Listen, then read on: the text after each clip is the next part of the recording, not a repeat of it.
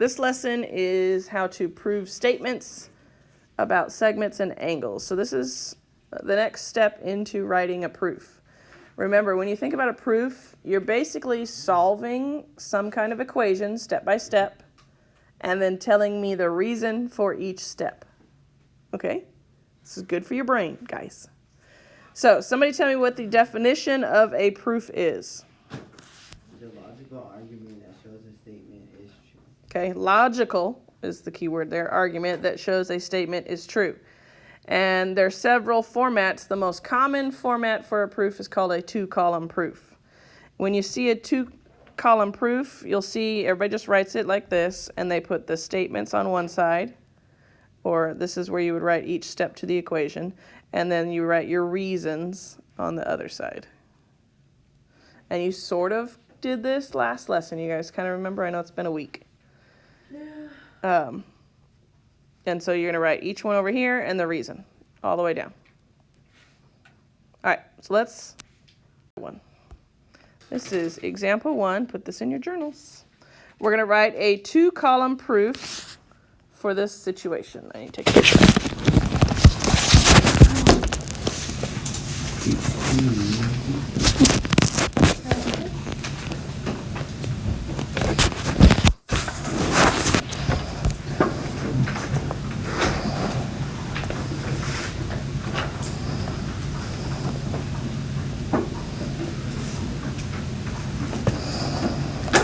Okay, so we have this picture, and they've told us the given says that the measure of angle 1 equals the measure of angle 3. And we're trying to prove that the measure of angle EBA equals the measure of angle DBC.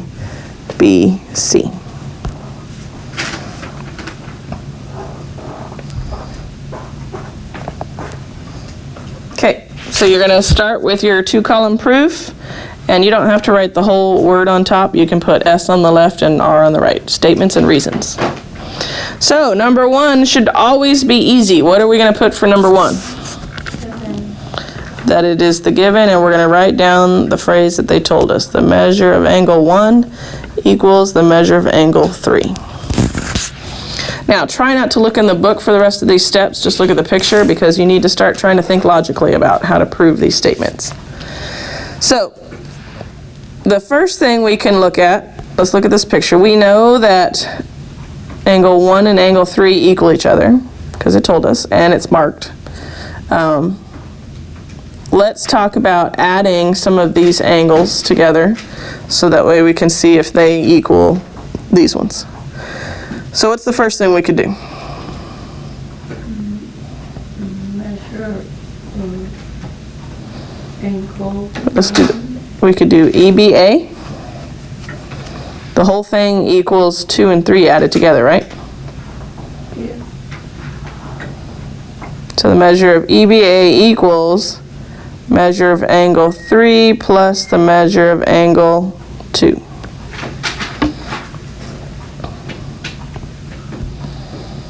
And what reason is that? Think of all your postulates and theorems. Or look in your journals. It's just addition. It's addition of angles. So there's a postulate called the angles addition postulate. So that would be our reason.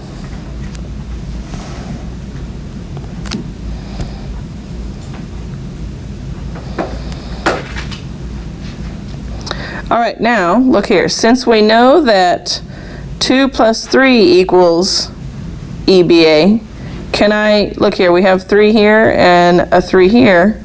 Can I plug in this 1 where that 3 is? Yeah. Yes, because 1 and 3 equal each other, right? So I can say the measure of angle EBA, I'm just rewriting, equals, this is where I'm going to plug in measure of angle 1 plus the measure of angle 2. So what did I do for that reason? Substitution. Substitution.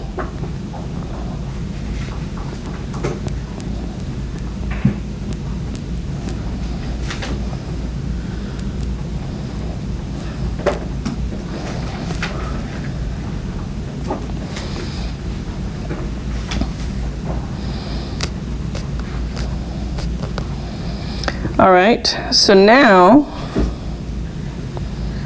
if I have the measure of angle 1 and 2, that's these two, that shows this angle, right? Let me erase this so you can see. Okay, so what is this angle then? We can say that the measure of angle 1 plus the measure of angle 2 equals, instead of saying the measure of EBA, we would say the other one, which is DBC. See, DBC. Okay, and again, all we did was what we did earlier, so angle addition postulate. We're setting it up to do transitive. You guys remember transitive? If one thing, if A equals B and B equals C, then A equals C. Yeah. So that's what we're setting this up for. So that's going to be step 5. Let me circle it. So see how we wrote measure of angle 1 equals measure of angle 2 in these two places? Yeah. So now we can do transitive. We can say that the measure of angle EBA equals the measure of angle DBC.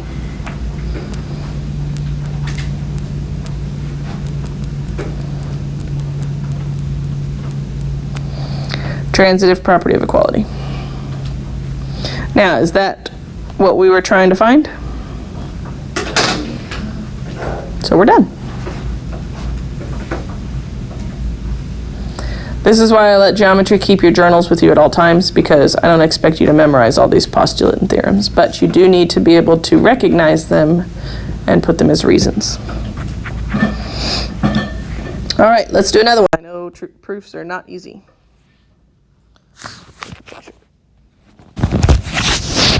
So I would put this in your journals.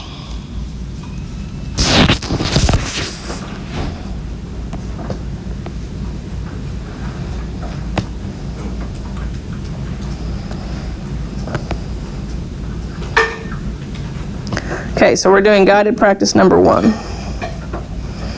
Go ahead and set up your statements and reasons.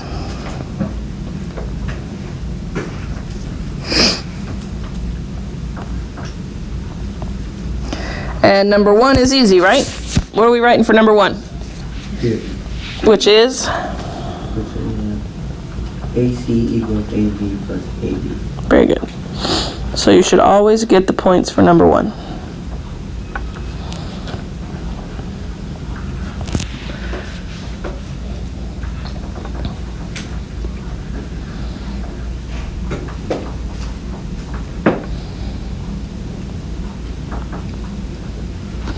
Okay, so now let's logically look up here at this picture. They told us that AB plus AB equals AC. So they told us that one segment added twice equals the whole segment.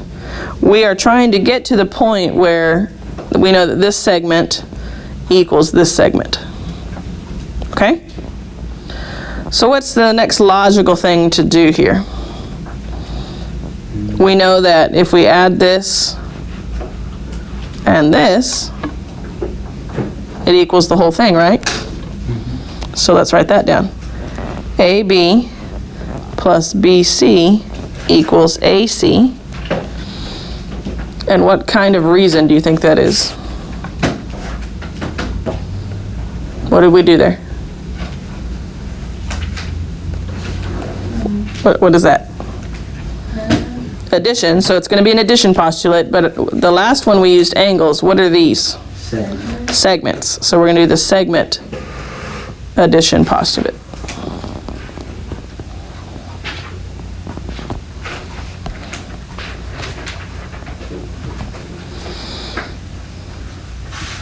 Okay, now if you look here, we have AC written twice, right? So what can we write on the third one? We can set the others equal to each other, right? So I can say AB plus AB equals AB plus BC, right? I'm trying not to say the word because I want you guys to figure it out. What is that set up for? Do you remember? Where we had A equals B, B equals C, so that means A equals C. Yep, so this was transitive property.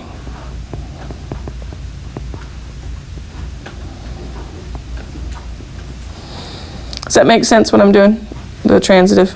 This is important. You're going to use transitive a lot in proofs. Transitive or substitution is going to be your best friend.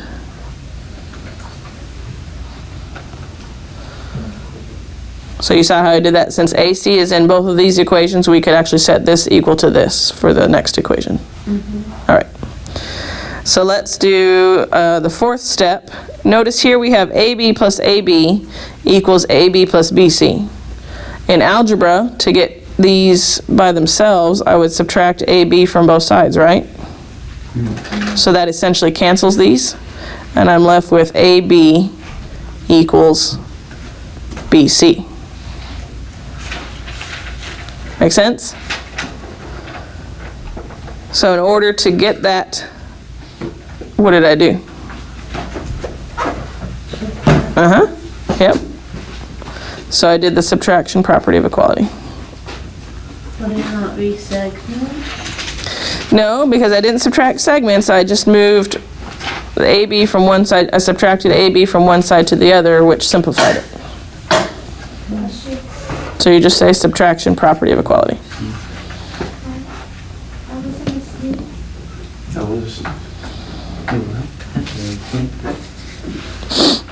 I sneeze and a cough. Any questions on that? Okay, so now let's talk about theorems. Somebody tell me, what is the definition of a theorem? So this is a statement that can be proven. So they give you two theorems here that you should have written in your journals.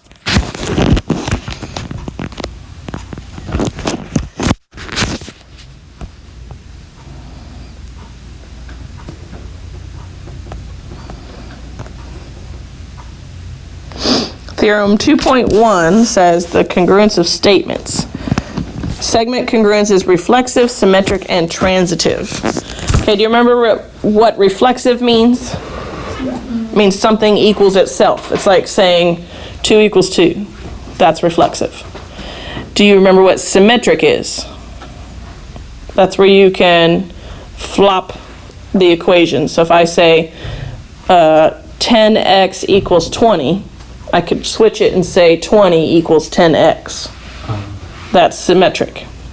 Transitive is the one we've been dealing with, where you say A equals B, B equals C, therefore A equals C. Does that make sense?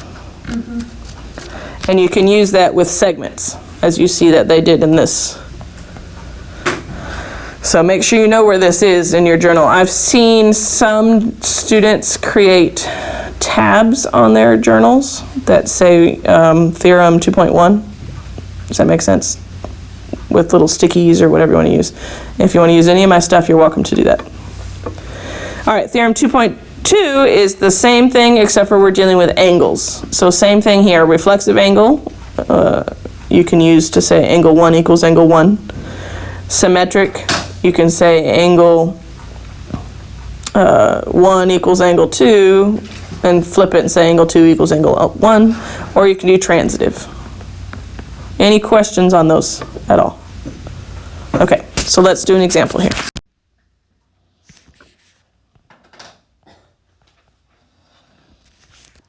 We're going to name the property illustrated by the statement. So A says, if angle R is congruent to angle T, and angle T is congruent to angle P, then angle R is congruent to angle P. So let's look here. We have angle R to angle T, and then angle T to angle P. And the last thing it says was angle R to angle P. So what statement?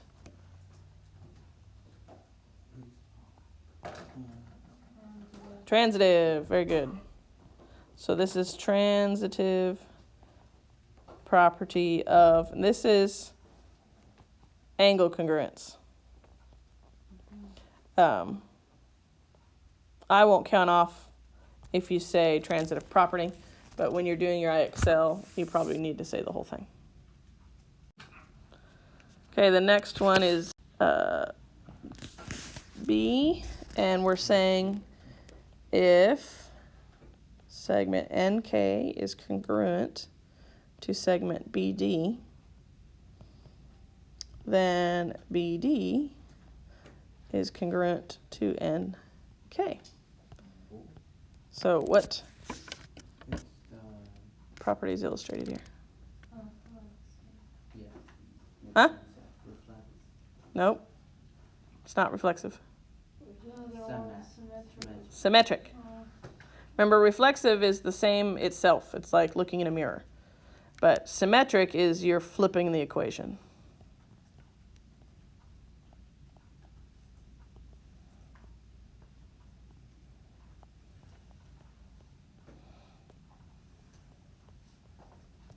Very good. Do you want me to do a couple more of those? Yeah, let's do a couple more. So this is guided practice 2. You can just watch or you can write it in your journal. Okay, so if I say segment CD is congruent to segment CD, what property is this?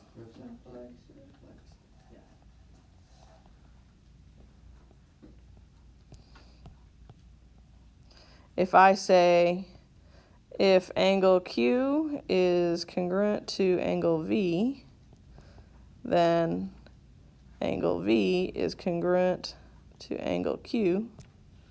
What property is this? Symmetric property. Very good. Any questions on either of those? Do you want to do one more proof? Yeah. Okay. Let's do example 3. Again, try not to look at the answers here. I want you to get used to learning it. Oh. All right, for example 3, we're going to prove this property of midpoints. You know that M is the midpoint of AB. We're going to prove that AB is 2 times AM, and AM is 1/2 of AB. What? Yeah, what? So first, let's go with our steps. What do we know for sure? It told us what? If you know what?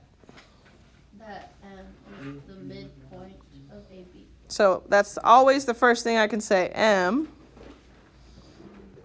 is the midpoint of A, B. And then the reason? Given. Guys, always make sure you write the given. You will at least get points for that.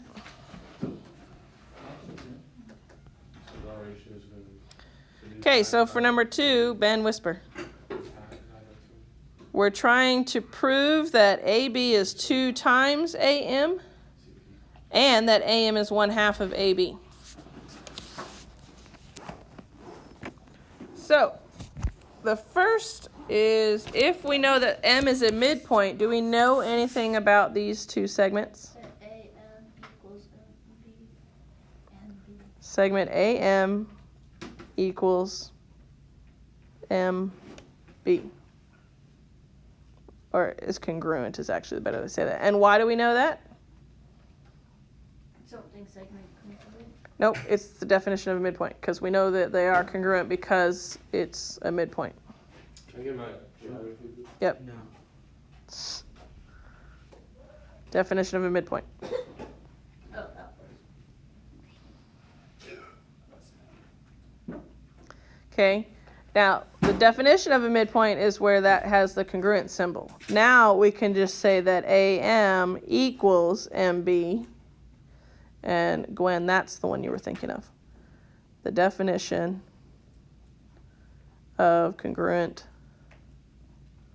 segments.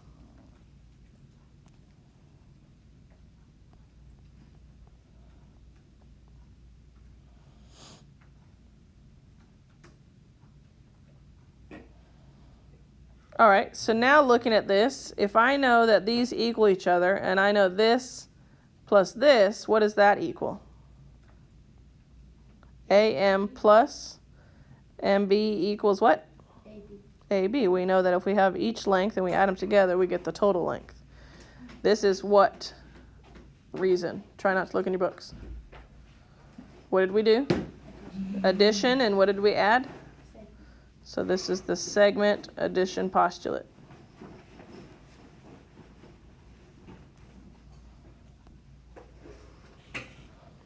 Good so far?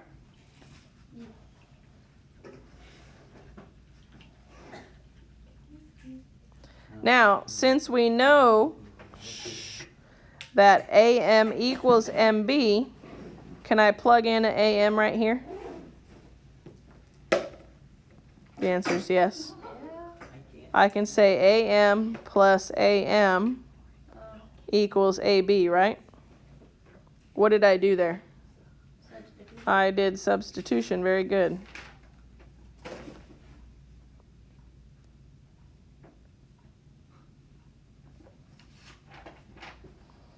Now, if I have an AM plus an AM, how many AMs is that? 2. So 2 AMs equals AB. Is that one of the ones we were trying to find? Yeah. Yes, it was. And what did I essentially do? This one's a little tricky. Add. Sort of adding. It's actually distributive property. Because you took an AM plus an AM, and I pulled out the number that was in front of these, 1 plus 1. Yeah. So it essentially said 2 times AM. See how I did that? So this is distributive property.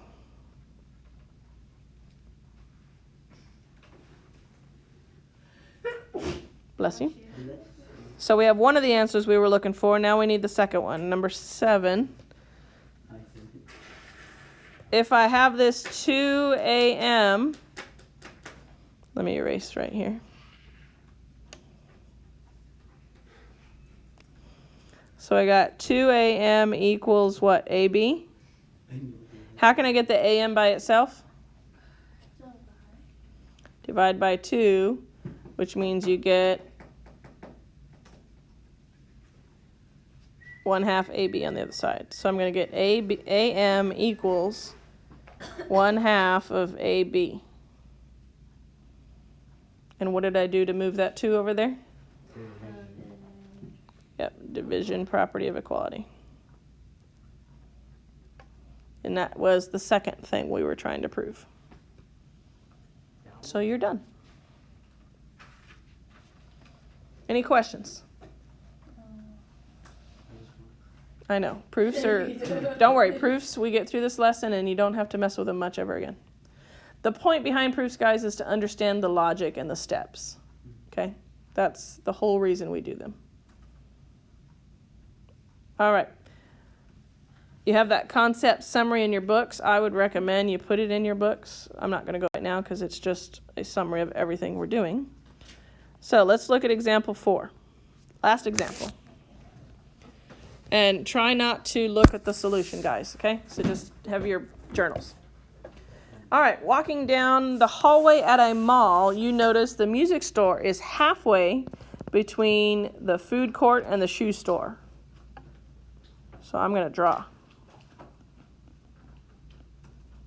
The food court and the shoe store? Yeah, we have the food court and the shoe store. And then the music store is halfway between that.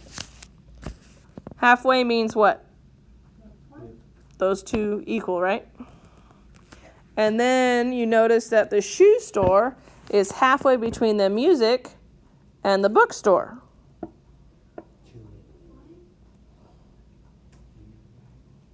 right? Yeah. I use different colors to show that those are equal lengths. Bookstore? Bookstore. Okay. So we have the food court, music store, shoe store, and bookstore. We're going to prove that the distance between the entrances of the food court and the music store is the same as the distance between the entrance of the shoe store and the bookstore. So basically we're trying to prove that all of these lengths equal each other.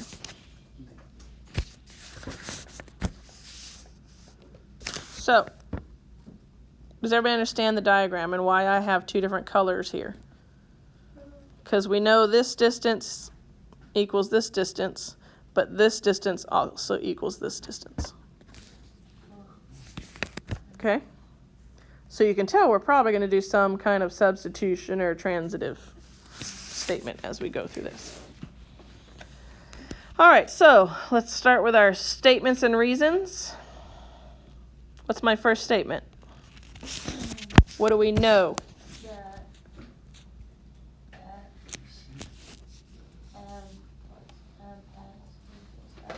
Oh, and they labeled these points. So this is A, B, C, D. Let's do that. So, yeah, they labeled the food store, the music. Yeah, I put them as. All right, so now they're at points. So now what do we know? That B is the midpoint of AC. B is the midpoint of AC. Yeah. And what? C is the midpoint of BD. And what reason? What are you doing? Stop distracting my class. What reason? Given. Yes.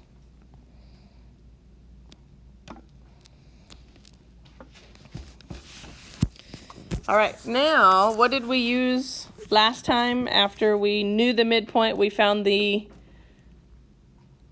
definition of a midpoint. So we can say AB is congruent to what? To BC. And we can also say that BC is congruent to CD, right?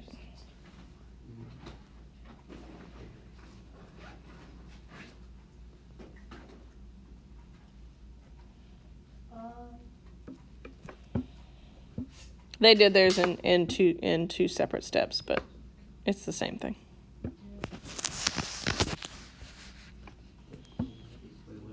Well, maybe not. Let's put these in. 2 and 3 are definition of midpoint. I'm not going to rewrite those. All right, so now look real quick. What do you see here? AB equals BC and BC equals CD. Do we have 2 on the same? Yeah. So we can cut those out and say AB is congruent to what? A CD. And what's our reason? Transitive. Transitive.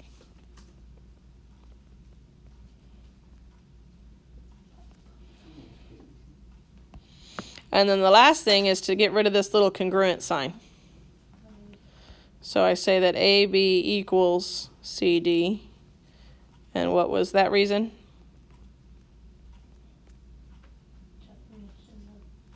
Definition of congruent segments.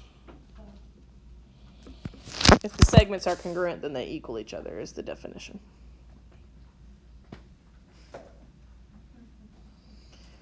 Any questions on how to do that? Does it matter what the actual distances are in this to prove the relationship? Like, do we have to have the number of this distance? No. What matters here? What information matters? The fact that they said they equal each other? Yeah, that we know that this is the midpoint, which means they equal each other. Very good.